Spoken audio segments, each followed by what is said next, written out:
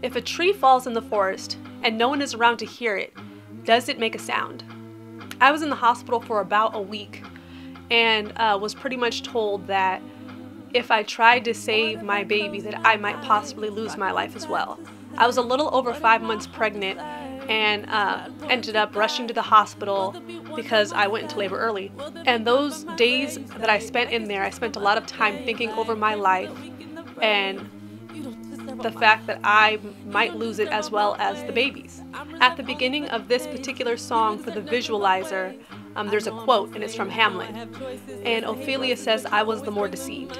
I'm not going to go into a whole dissertation of Hamlet and the literature and what it says and what evidence is there, but there are a lot of scholars that think that there's evidence in the literature as well as in the ways that it's been portrayed in the plays that Ophelia might have been pregnant.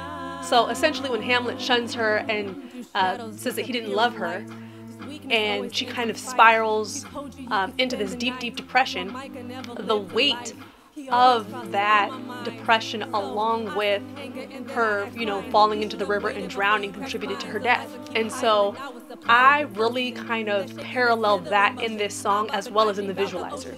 Also around the beginning of quarantine, I had always wanted to see the movie Melancholia. I had always been intrigued by the poster and the artwork for it and just decided to watch it. I mean, that's kind of a gruesome thing to watch over quarantine, but it's interesting because that art cover was actually inspired by the death of Ophelia, her holding the flowers and drowning in the river.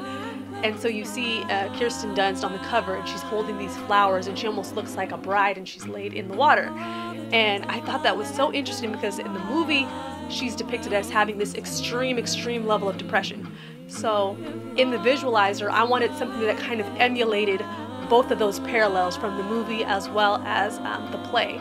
So I had all the foliage in the background, I'm holding the flowers, I'm wearing something that kind of looks ethereal, and it's kind of like that same kind of cryptic message of this transition from like life to death and being almost in a space of the ethereal. So when it came time for delivery, there was nobody in the room that I knew that loved me, that I loved. I was alone, it was just me and a nurse.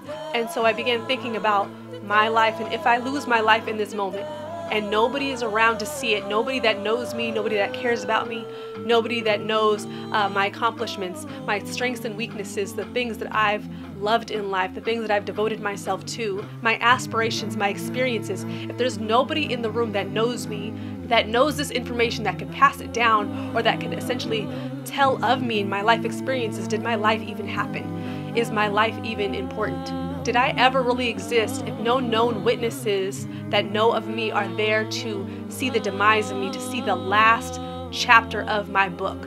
All these different trees, if all the trees are falling and no one is around to hear them, did it really ever exist? So a bit nihilistic, but that is the point of Lost in the Forest.